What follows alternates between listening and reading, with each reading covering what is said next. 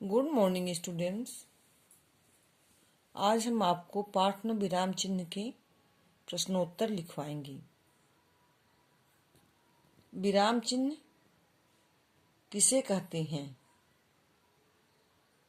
उस दिन आपको समझाए थे ना, वाक्य में पढ़ते या लिखते समय रुकने के लिए और उसका अर्थ स्पष्ट करने के लिए हम विराम चिन्ह का प्रयोग करते हैं। तो आज आप लोग अपनी अपनी कॉपी और बुक खोलेंगे और लिखेंगे नए पेज पर पाठ में विराम चिन्ह किसे कहते हैं। प्रश्न डालेंगे, विराम चिन्ह किसे कहते हैं। इसके बाद उसका उत्तर लिखेंगे। पढ़ते व लिखते समय वाक्य में रुकने के लिए लगाए गए चिन्हों को विराम चिन्ह कहते हैं। पढ़ते व लिखते समय वाक्य में रुकने के लिए लगाए गए चिन्हों को विराम चिन्ह कहते हैं। ठीक। प्रश्न नंबर 2 देखें। विराम चिन्ह कितने प्रकार के होते हैं, उनके नाम बताइए। तो विराम चिन्ह वैसे 7 प्रकार के होते हैं, पर आपकी बुक में 4 ही विराम चिन्ह का वर्णन किया गया है।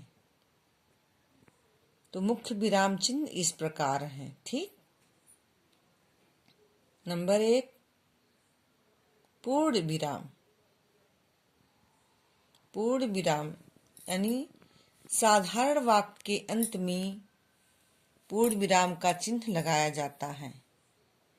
जैसे रमा बाजार जाती है।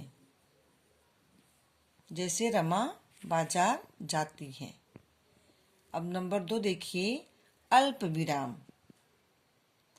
वाक्य में बहुत कम समय के लिए रुकने पर, समय के लिए बहुत कम समय के लिए रुकने पर यह चिन्ह लगाया जाता है।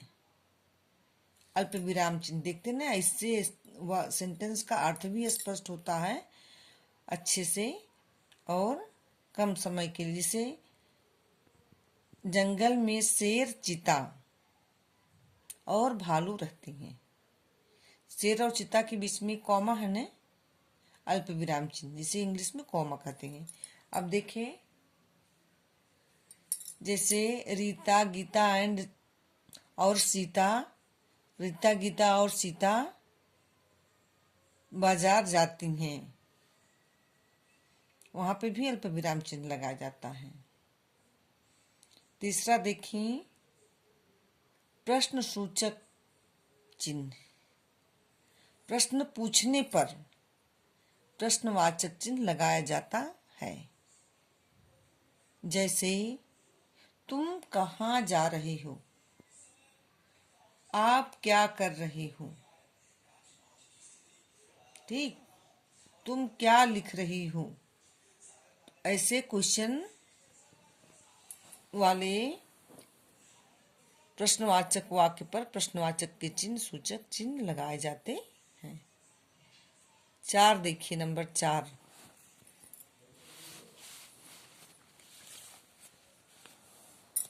विस्मय बोधक चिन्ह। ठीक। यह चिन्ह शोक, हर्ष, आश्चर्य, खुशी के भाव प्रकट करने वाले वाक्य पर लगाए जाते हैं। जब ज्यादा खुश होते हैं और ज्यादा दुखी होते हैं और आश्चर्य के कोई वाक्य होते हैं, प्रकट करने वाले वाक्य होते हैं, तो ऐसे पे हम विस्मयादि बोधक का चिन्ह लगाते हैं। देखें, जैसे वाह कितना सुंदर बगीचा है। वाह कितना सुंदर बगीचा है। जैसे आप कुछ काम ऐसे करते हैं जो बहुत अच्छा, तो हम कहते हैं शाबाश। ठीक। शाबाश पे भी यही विस्मय बोधक के चिन्ह लगाए जाते हैं। तो आप आज इतने दोनों प्रश्न लिखेंगे और याद करेंगे।